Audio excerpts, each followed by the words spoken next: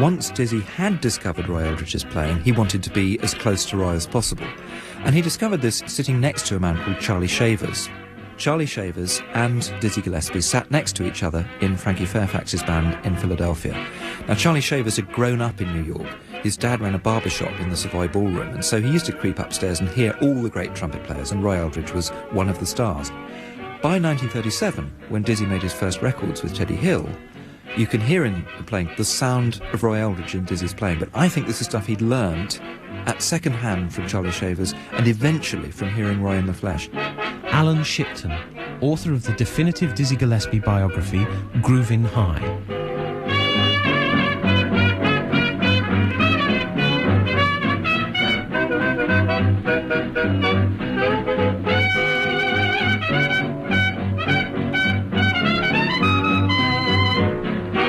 Dizzy Gillespie's all-time favourite trumpeter, Roy Eldridge, with the Teddy Hill Band. Only 2 years later, the 19-year-old Dizzy moved to New York and joined Teddy Hill himself.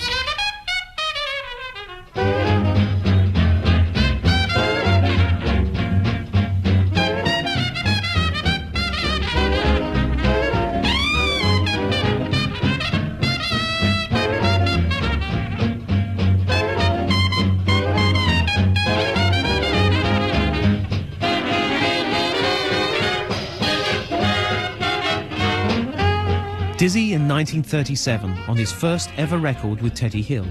Looking back, it's clear that after Louis Armstrong, Roy Eldridge was the trumpeter that everybody else wanted to imitate in the late 30s. With his super-fast fingering and brilliant articulation of the notes, he was certainly the model for Dizzy in his early professional years. You couldn't see nobody for Roy. He was standing up there all by himself. Roy is the most competitive trumpet player that I've ever seen. I was never that kind of trumpet player, you know, trying to play against somebody.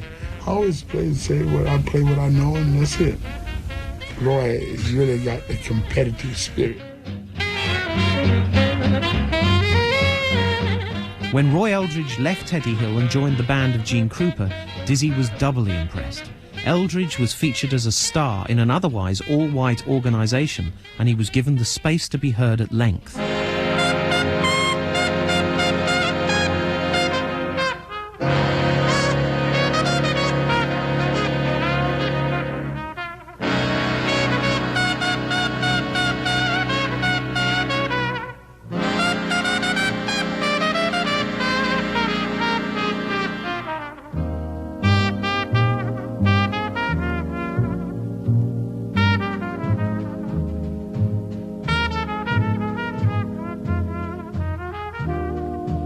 Roy Eldridge's famous recording of Rockin' Chair with Gene Krupa.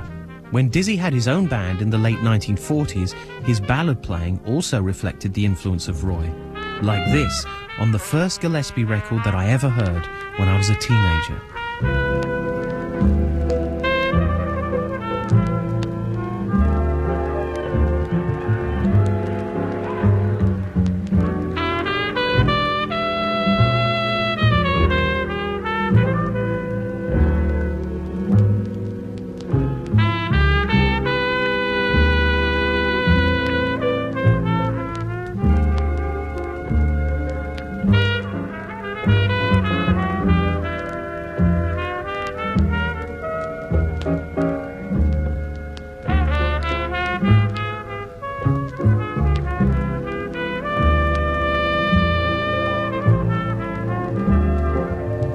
That was Diz in 1948 with his atmospheric and moody version of I Can't Get Started. But after he left Teddy Hill in the late 30s and spent some time jobbing around New York, his next break came from Cab Callaway, and a big step up it was. Callaway was a major star, thanks to his singing and dancing, and he could afford to employ a really top-notch backing group. That's all they were in the eyes of the public, but other musicians knew you had to be good to get into the Callaway band. Eventually, Gillespie and Callaway fell out in a big way, but Diz went down better with the rest of the band than with the band leader. It's the lonely tune. You can swing it too. You can chime in on the jive, jive, jive. It's a simple riff, ooh, with an easy lift. That's the rhythm of the jive, jive, jive. You have to dig this tempo. Ooh, don't don't let it get slow. Beat on out on that jive, Joe. Start the jive again. Now you got the stride. Oh, you can really ride. That's the secret of the jive, jive, jive. He didn't know anything about music. He was a performer and a singer. There's very little he knew about what was going on. But he did have a good band. These guys were at the top of their profession. It was the best job in New York City.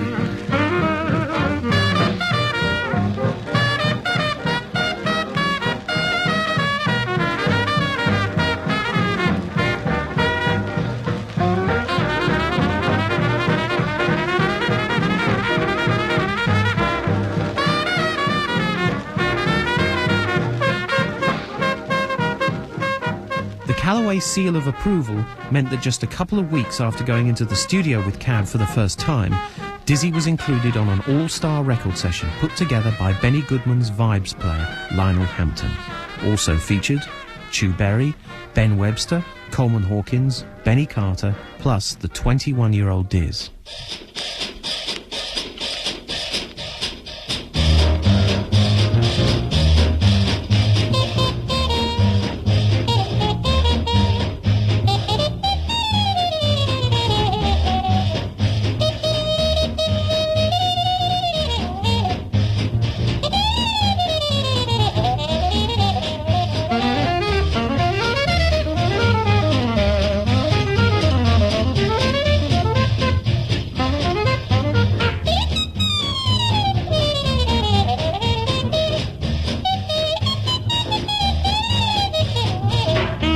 Dizzy Gillespie, still a comparative novice but moving in elevated circles in September 1939, shortly after joining Cab Callaway.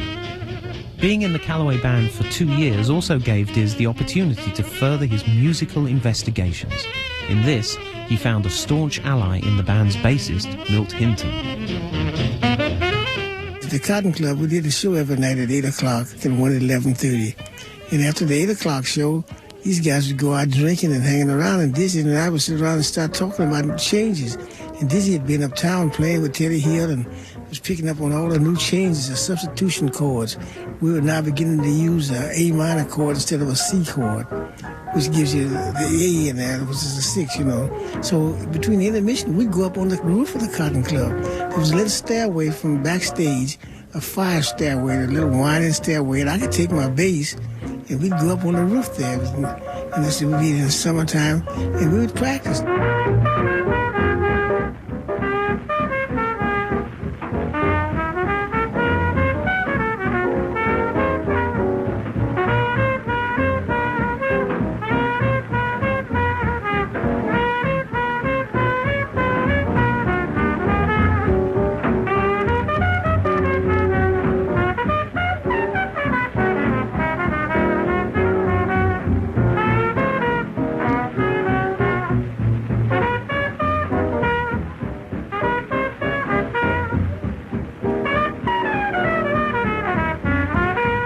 When Dizzy played this improvisation on the song Exactly Like You, he began by playing the tune upside down, but then, with increasing boldness, he started to take the basic chords, or changes, and turn them upside down too, creating some unfamiliar and even awkward corners in his solos.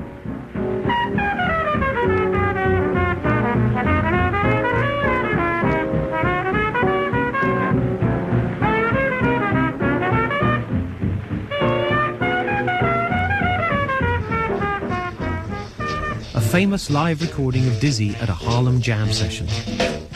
In Dizzy's first few months with Cab Callaway, he was even allowed to write a couple of purely instrumental arrangements for the band, including this forward-looking piece, Pickin' the Cabbage.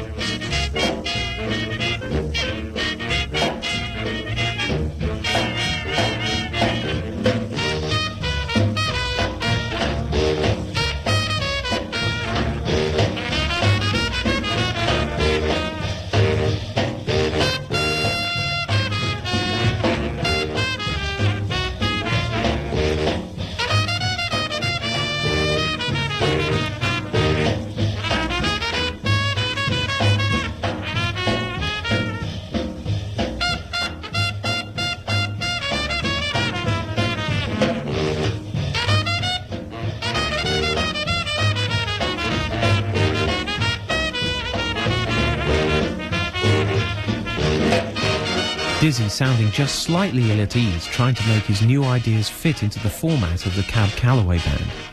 Although he got more satisfaction from playing in jam sessions, Dizzy could probably have stayed with Callaway, except for the fact that Cab saw him as a troublemaker. Milt Hinton describes the night it all went wrong. Sitting next to him was Jonah Jones with a big wad of paper in his hand. And Jonah, under the stand, beneath the music stand, thumped the paper right up in the air, and it landed in the spotlight on the stage right beside me. And Cab Callaway was standing in the wings with a couple of ladies because he'd introduced us and we were playing. And he saw this paper fall in the spotlight, and he looked back and saw Dizzy waving his hand. And he saw that paper coming, and he was sure Dizzy did it. And when the show was over, he performed. He raised heck with Dizzy. And it was one of the few times that Dizzy hadn't done anything, because Dizzy was always doing some crazy thing in the band. And he told kids, "You fool, you're doing this crazy thing. People are entertaining." And Dizzy said, "Cab, I didn't do that." We called Cab Fess, Professor. He said, "Fess, I didn't do that." And Cab says, "You're a liar, you did. I'm looking at you." He says, "You're another liar, I didn't do it." And Cab turned and slapped Dizzy. And when he slapped Dizzy, Dizzy had a knife, and Dizzy reached right to go for him.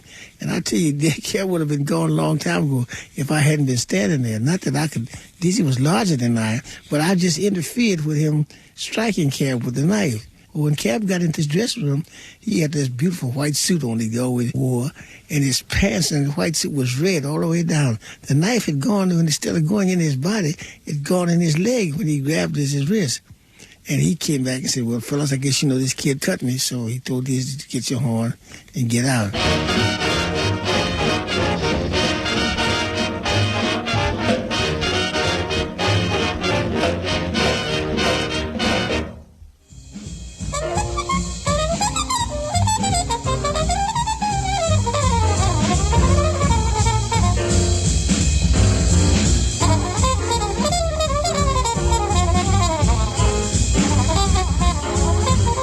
Maybe Diz would have left anyway.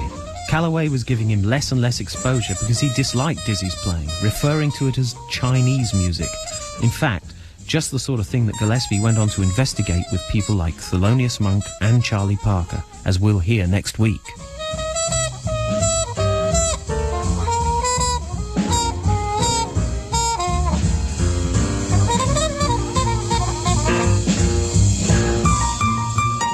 I'm Guy Barker.